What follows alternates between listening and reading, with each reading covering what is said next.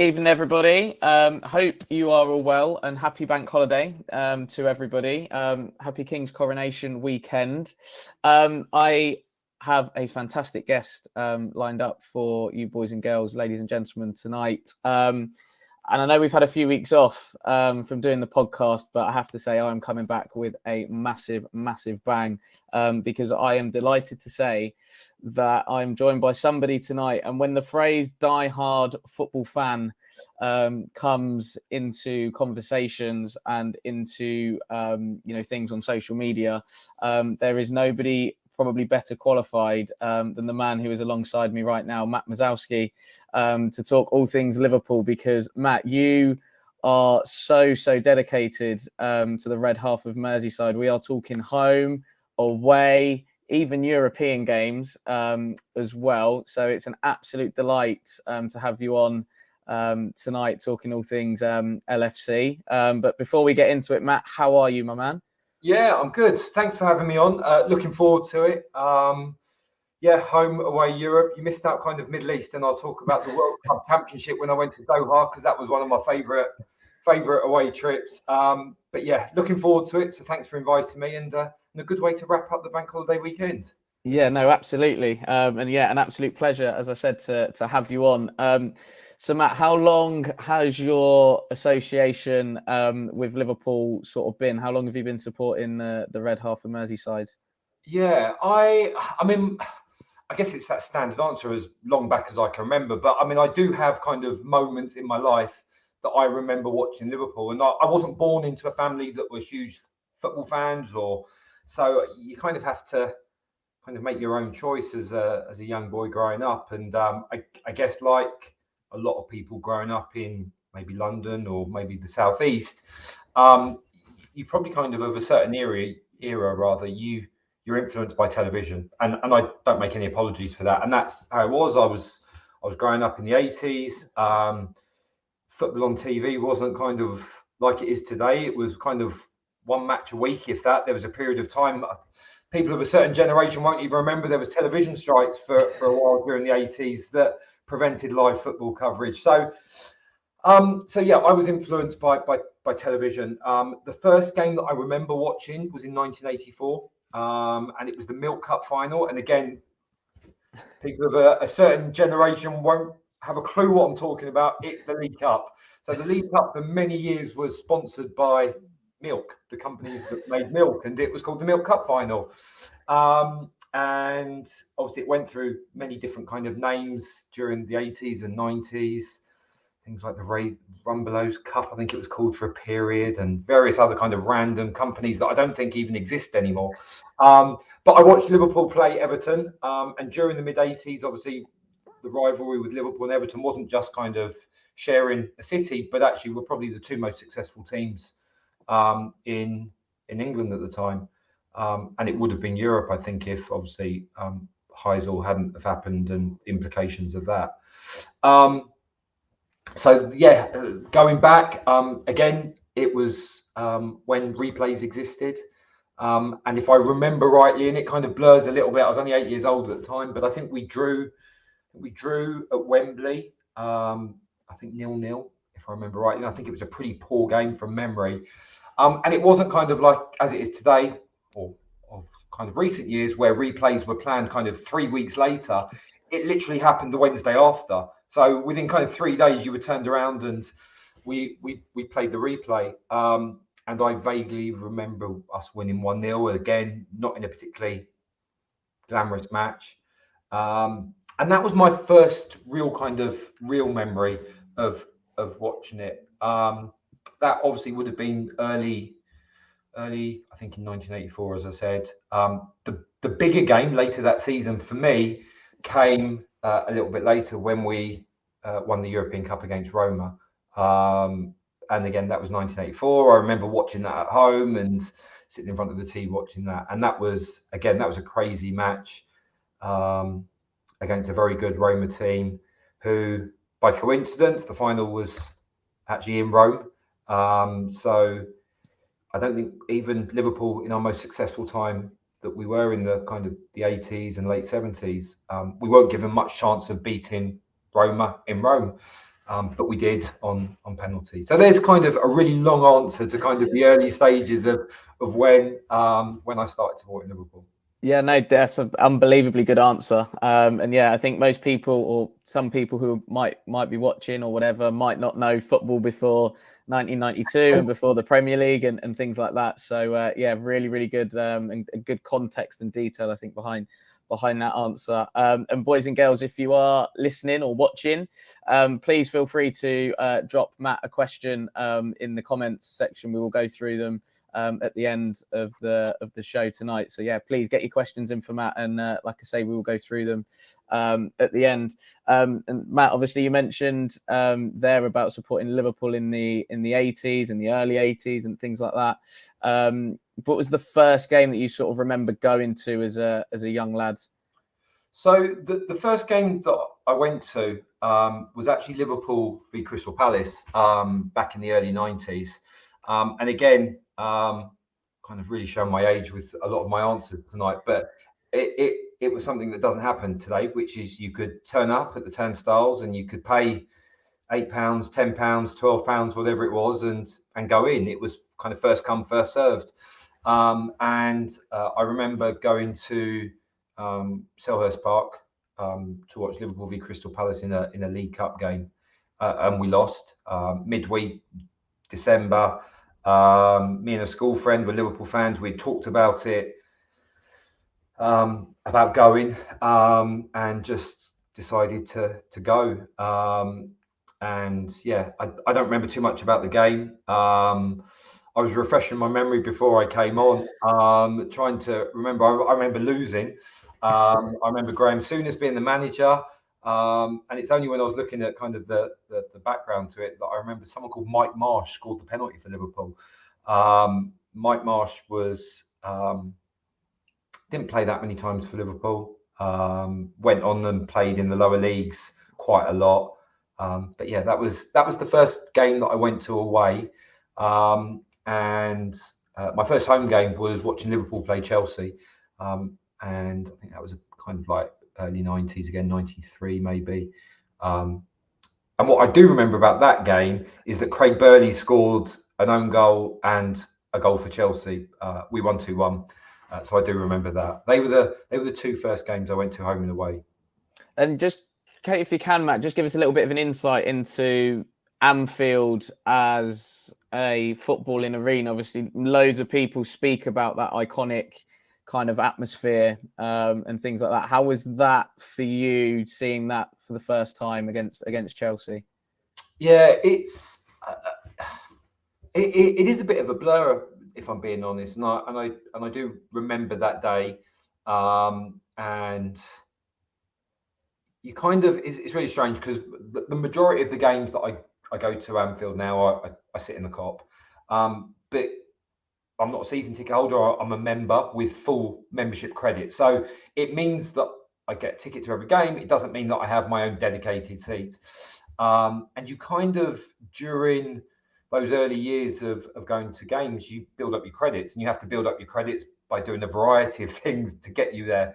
And so you kind of earn the right to get your seat on the Kop or your stand on the Kop. And I remember sitting in various areas of Anfield, the Anfield Road end, which is next to the away fans, or the main stand, obviously before it was refurbished and rebuilt. The Centenary stand, which is where I watched this game from, and the top tier, and it being very old, traditional, wooden kind of infrastructure.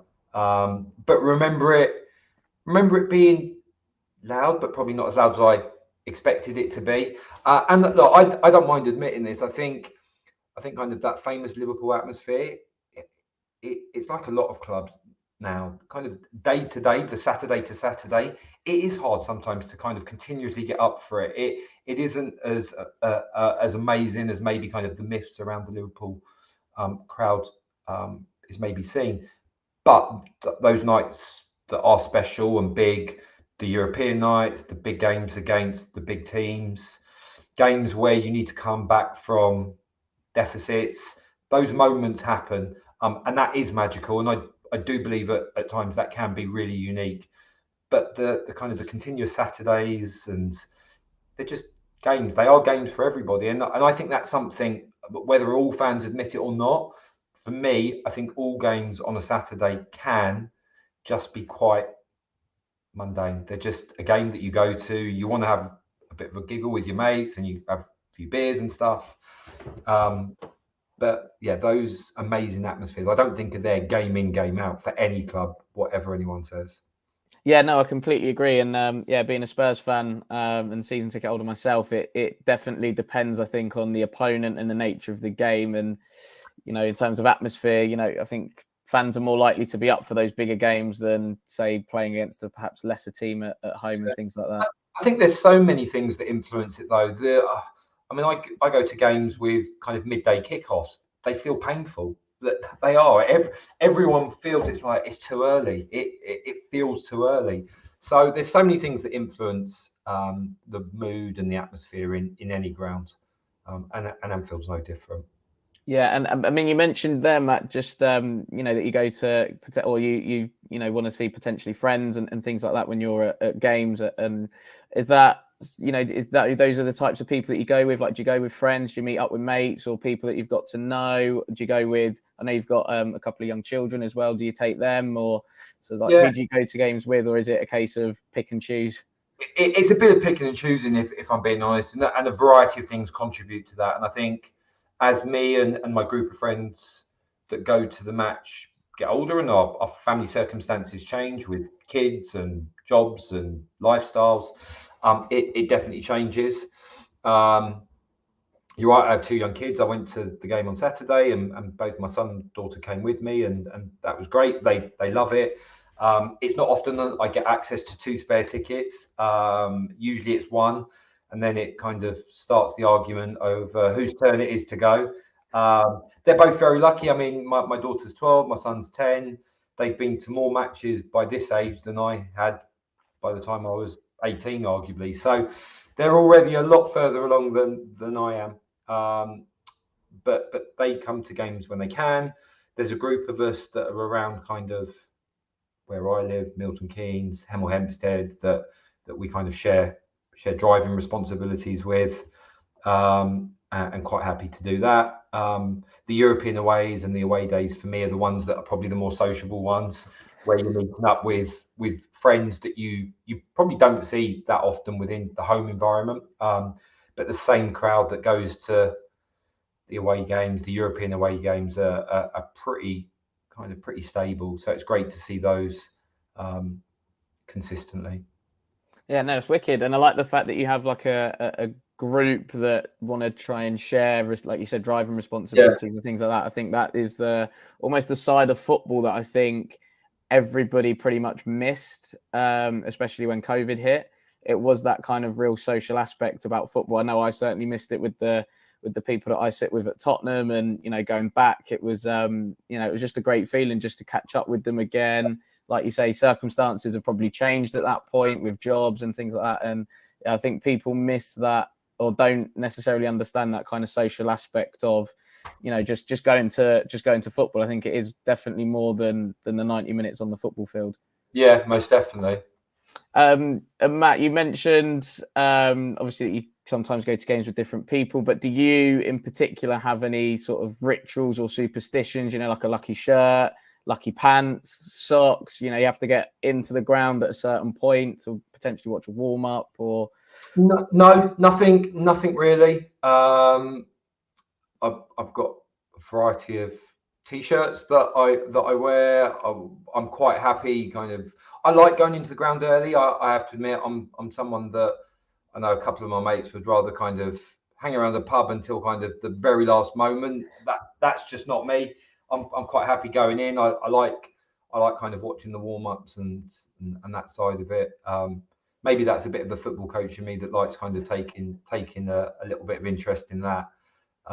But no kind of rituals, no lucky kind of pants or anything.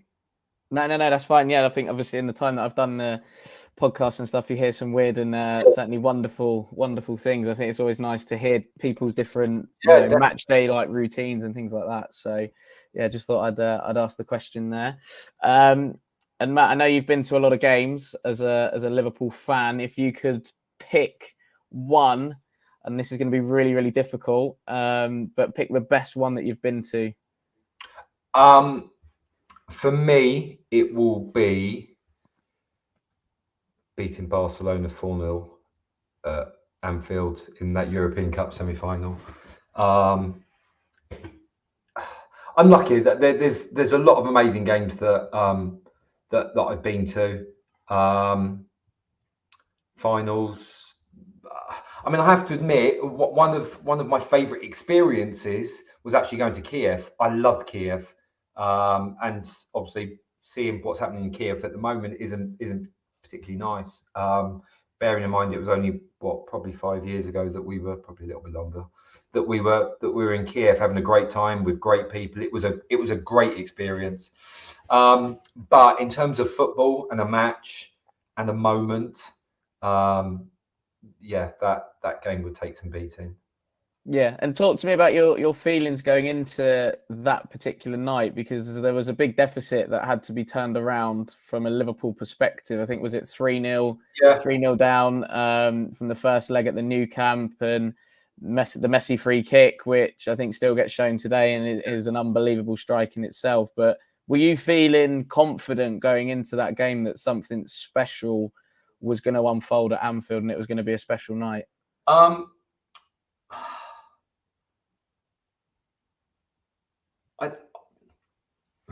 It's a really weird one, because I've been at Anfield when we've had to come back from those deficits. Maybe nothing as significant as that. I'd been in the Nou Camp to watch us lose 3-0 to Barcelona, and it was ridiculous because we actually played really well on the night. And I think a lot of people have said that since. And I think there's stories that come out of Barcelona in the changing room after that game, and they were kind of saying that this isn't over if we don't have our heads right going into Anfield.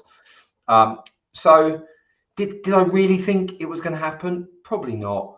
But I was like, right, if we score early, the pressure ramps up a little bit. And then if we score our second, kind of, you never know, kind of with half an hour to go, momentum. And it's funny, you look at the minutes those goals were scored, that Origi scored, and then Wijnaldum scored too. They're probably the moments that I had in my mind, kind of mapping it out, that I thought, right, if we're gonna do this, it's got to be that early goal. It's got to be the second by 60 minutes. And then you're kind of thinking, get one by 80 minutes or something, and then you never know. And then obviously we scored the 2 goals quite quickly together to make it 3-2 and 3-0. Did I think it was going to happen? Realistically, no. But in my head, I was like, that there was something there that I wouldn't. To be fair, and I'll be very honest, and I won't hang him out to dry. There was one of my friends that didn't go because he was like, we're never going to win.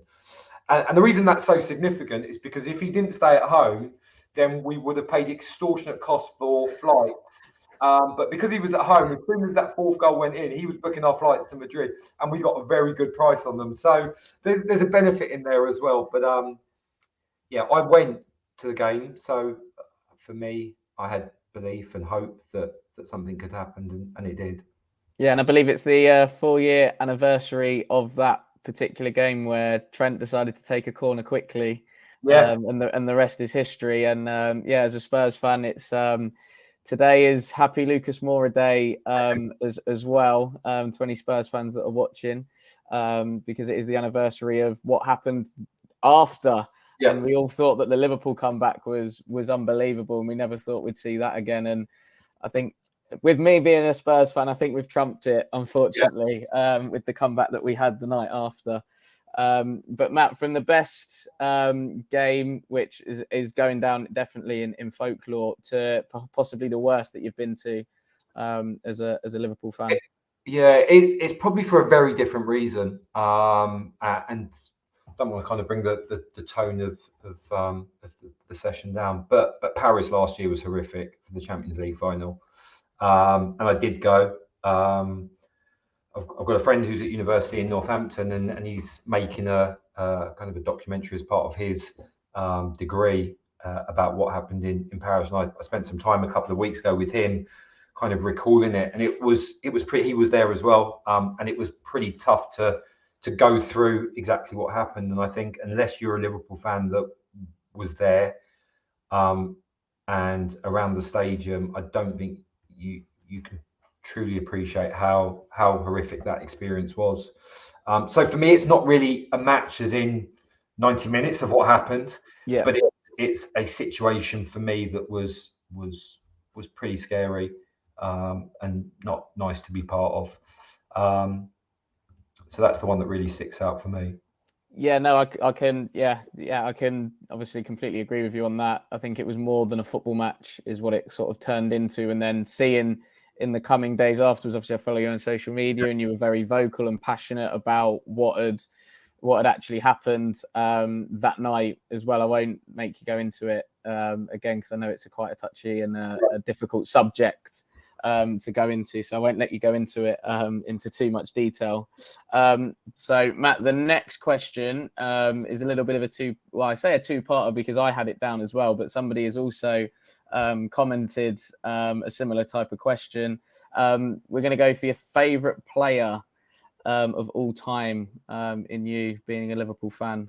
Yeah, so that's from Yassine, who plays for my futsal team, so I know Yassine really well. So growing up, I love John Barnes. I don't think people of a certain era will appreciate how good John Barnes was. And I was listening to a podcast the other day, and I can't remember which one it was. And there was a kind of a 2 or 3 year kind of window when John Barnes was just at a ridiculous level. And someone said, think of Ronaldo at his prime, that height. That is what John Barnes was doing for Liverpool for kind of 2 or 3 years. So I loved him. He was huge. Steven Gerrard for me is someone that, if you look at my football fan life, match going, Steven Gerrard's probably been the biggest part of it. So he's definitely up there.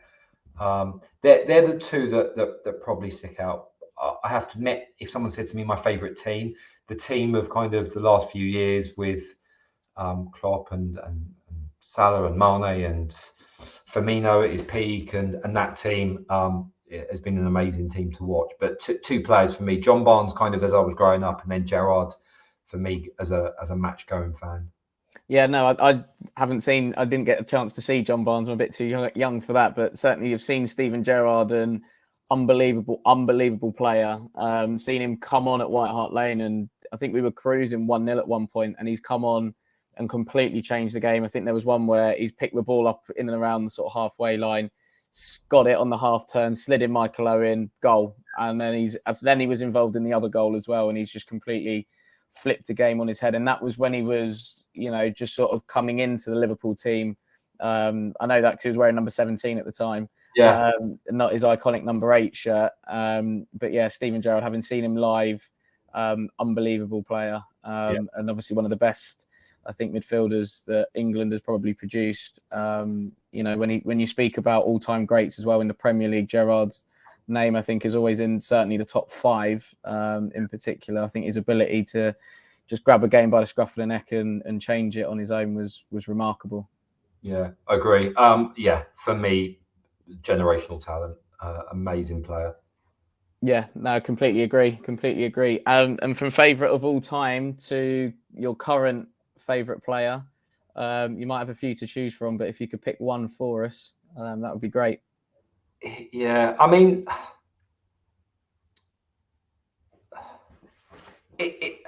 in terms of his numbers and his statistics and his goals, you can't look far past Mo Salah. I do think he's slightly underrated, which is ridiculous when you're kind of talking about a player with the numbers that he's got.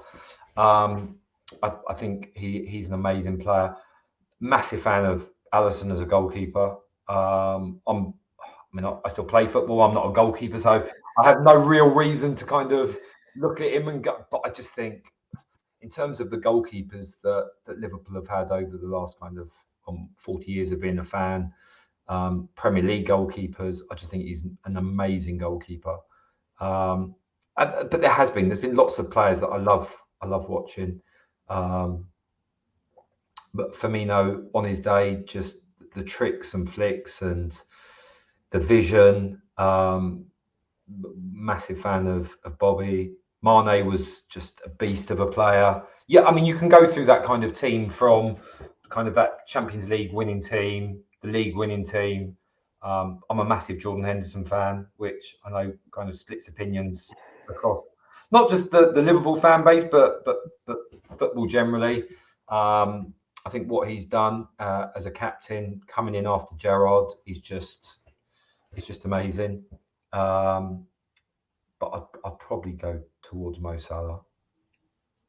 It's not a bad choice. Not a bad choice, I have to say. Although I am glad that Mr. Firmino is leaving Liverpool at the end of the season, because he loves a goal against Tottenham in particular. Yeah, I mean, the one that it's funny enough, the one that I really remember was during COVID, and there's a bit of commentary that's happening. I think it's Tim Sherwood was in the Sky Sports studio doing stuff for, I think it was an evening game, and he was like, I think he said that something along the lines of, we're not worried about Firmino, we're not worried about defending this corner, and then Bobby powers a header in to win it, I think in the last minute or injury time. Yeah, no, and I can see why Sherwood hasn't got another managerial job off the back of a comment like that. So, Matt, going on to our next question that we got for you, in your most memorable moment being a Liverpool fan, I think certainly in recent years, you've got a few to pick from. So there might be a few here, but yeah, most memorable moment being a Liverpool fan. There is loads. There really is. I think though, and it's still something that's really tough to swallow. But the night that we secured winning the Premier League title, and for those that don't remember, we didn't actually play on the night, and it was during COVID, and Chelsea played Man City, and from memory, I think Chelsea won the game. Yes, rightly. I think they won it 2-1, if I remember. And that was the game that won us the Premier League. And I guess it's a moment that is kind of bittersweet, as I said, because it was during COVID, which meant after kind of 30 years of not winning a league title, we missed out on celebrating it, which was gutting and still is a real hard one to swallow. But that moment was great, sitting at home, and I was sitting with my kids watching it. But it was just a bit different. There's lots of moments in matches that I can talk about. There's been some amazing games. Even this season, if you look at the season that we've had, it's been the most ridiculous kind of roller coaster. Watching us beat Manchester United 7-0 is just crazy. That was a mad one from this year. I have to admit, being at Old Trafford last year and beating them 5-0 was pretty special as well. So there's lots of moments, and I'm sure I've forgotten lots as well. Origi's header against Everton in the 96th minute was just crazy. But for me, winning that league title was up there. Yeah, no, I can imagine after such a long wait to win. It was, I know Liverpool have won other trophies, but it was always the Premier League was the one that Liverpool fans wanted. But it was kind of like in typical fashion, you do it when, when nobody's able to kind of celebrate it with you. But I know you mentioned there about Old Trafford away last season.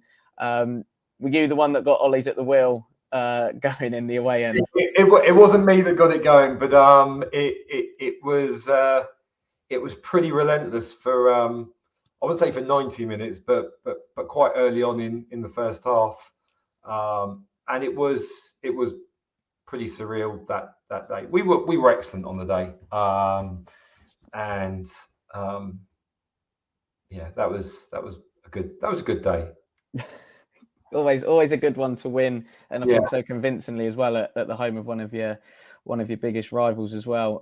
But Matt, most memorable moment to kind of the lowest point supporting Liverpool, if there is one. I have to admit, I mean, as a period of time, the time under Roy Hodgson was tough, and it's a strange one because Roy's back in football, doing very well again at Crystal Palace. He is a manager that obviously is very capable, and has done some great things a couple of times at Palace. I've got a friend who's a massive Fulham fan. He did great there, taking them. I think he took them to the Europa League final or whatever it was at the time. But it didn't work at Liverpool for a variety of reasons. I don't think he got the fan base on sides particularly well ever. I think a lot of his comments rubbed a lot of the Liverpool fans up the wrong way. And we had some pretty tough results for a period of time. And I remember that period of time. I remember losing at home to Blackpool. And again, of a certain generation, people would be going, well done, Blackpool are in Division 3, I think, or Division 2 now, rather. Sorry. I think they've just been relegated, if I remember rightly. So they had a year or two in the Premier League and played some great attacking football. But it was at the time that we were woeful and we lost 2-1 at Anfield around Christmas time, I think, from memory. And it was pretty horrific that we weren't selling out Anfield. I think it was down to kind of 32,000 people turning up. It wasn't a great watch. It wasn't a particularly great time. It was also kind of the Hicks-Gillette era that it kind of overlapped into as well, which in terms of an ownership kind of challenge was also not a particularly great time for Liverpool. So that kind of time wasn't great. Yeah, no, I remember that sort of period very, very well, and I remember the Blackpool game at Anfield as well. Sorry to kind of rub it in a little bit, but I remember that one in particular because I think Gary Taylor-Fletcher might have scored as well as sort of Brett Ormerod.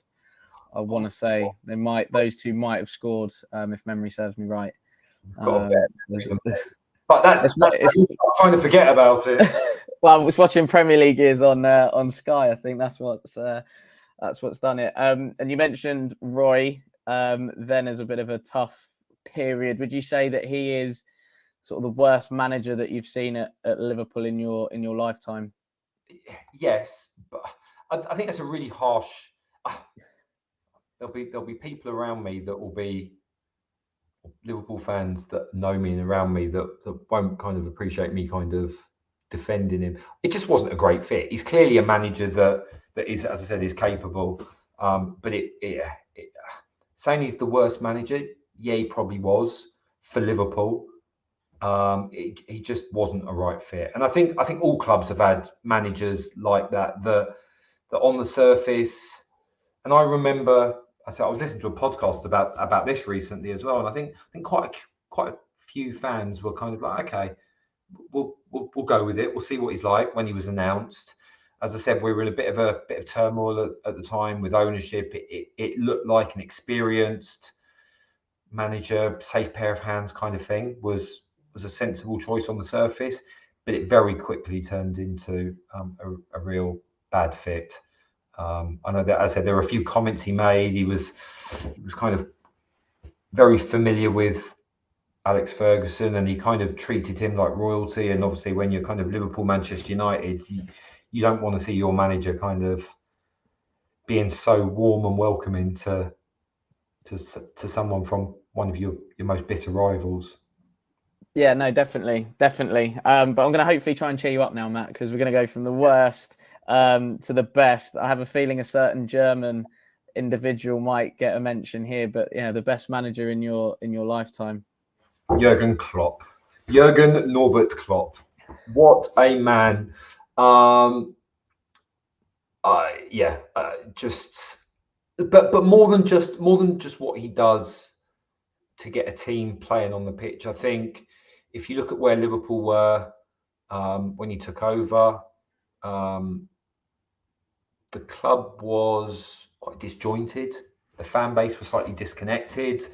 There was lots that needed fixing, and just how he went about it, how he connected the fans back to the club.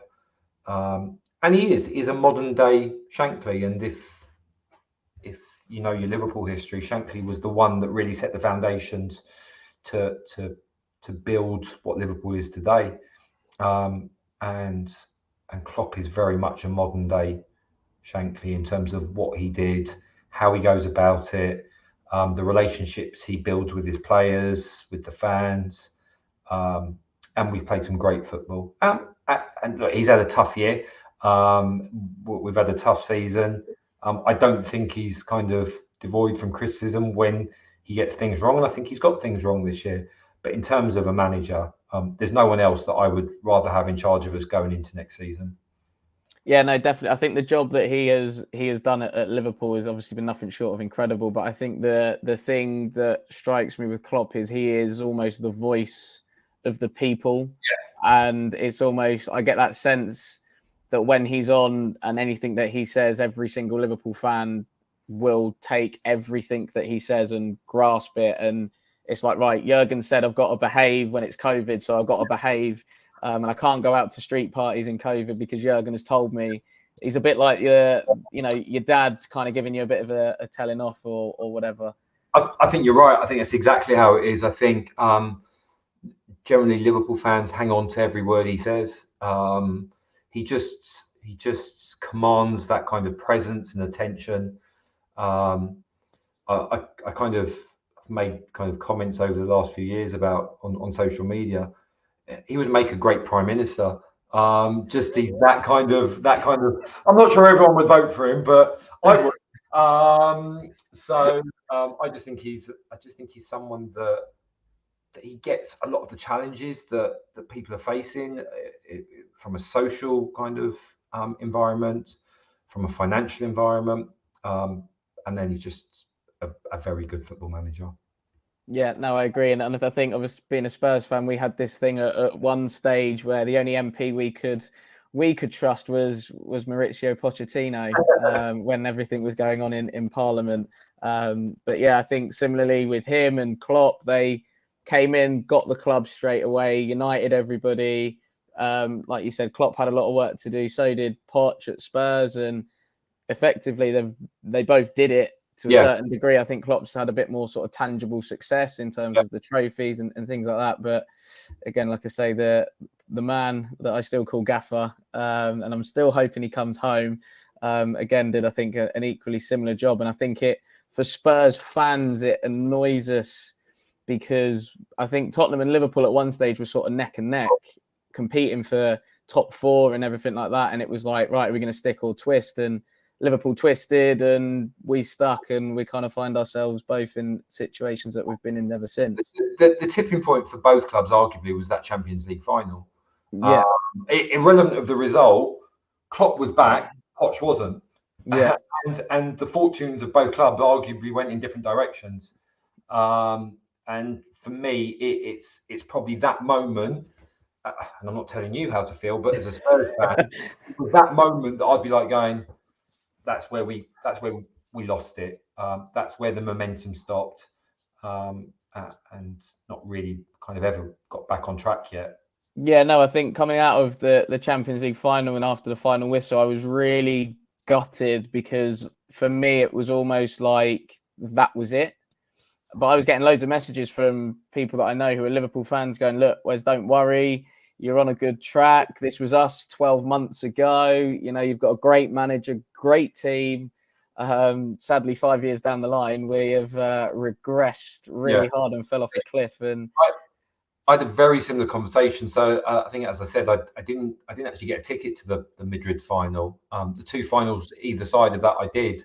But me and a group of Liverpool fans, we hired a bar in Madrid. It was an Atletico Madrid supporters club bar, and there was about 40 of us in there. It was really small, really intimate, and it was great. And there was 40 Liverpool fans.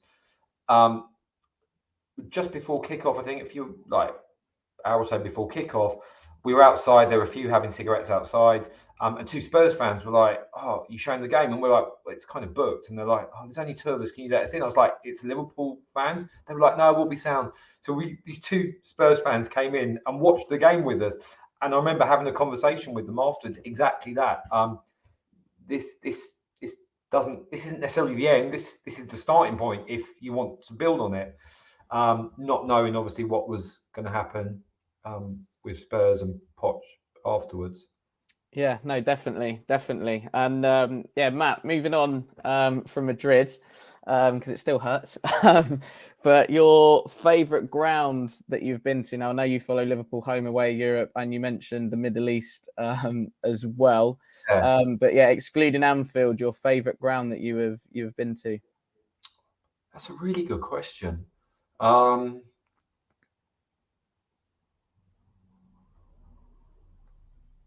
That is a good question. Have I got you there? I tell you what, I do like Selhurst Park. And I have to admit, we drew there this year, but we've actually had quite a good run there over the last kind of 6-7 years. But we did have a period where it was a horrible ground for us. I like the fans at Palace. I think they're great. Really good fans. I think it's an old school stadium, which I still like. So yes, Selhurst Park is probably up there. That's an interesting choice. Considering, like I say, I know you go to a lot of games, but for Selhurst Park, I wouldn't have imagined that would have been up there. But I get and understand the reasons why. I think for me, one of my favourites is Turf Moor. Okay. I have an affiliation to Burnley, studied there for 2 years at university and things like that, and I think the people are great. They took me in as one of their own, and things like that when I was up there. And it is literally proper old school. You see the floodlights, walking down the road, and it's slap bang in the middle of a street, pretty much. The houses end, and you got to turn in, and then after that turning, it's the football club, the football ground. So yeah, I get it from that old school ground kind of perspective. Been to Turf Moor. It is freezing. Always. I've been there. I've been there a few times, and luckily always got a positive result. I remember one particular game.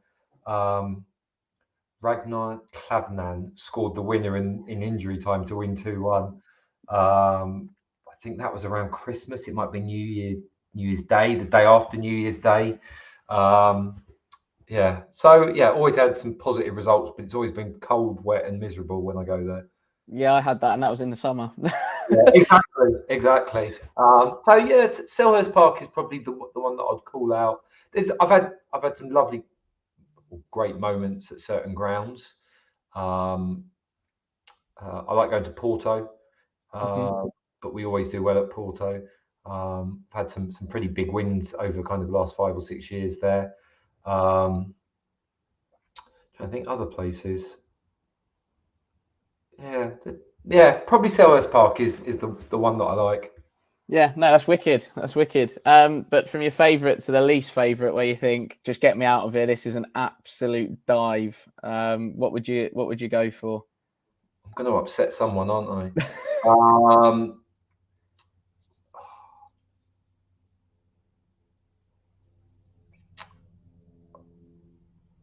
Do you know what? A lot of European away games, and I know you've been away games as well, and you get stuck up in the gods on these European games.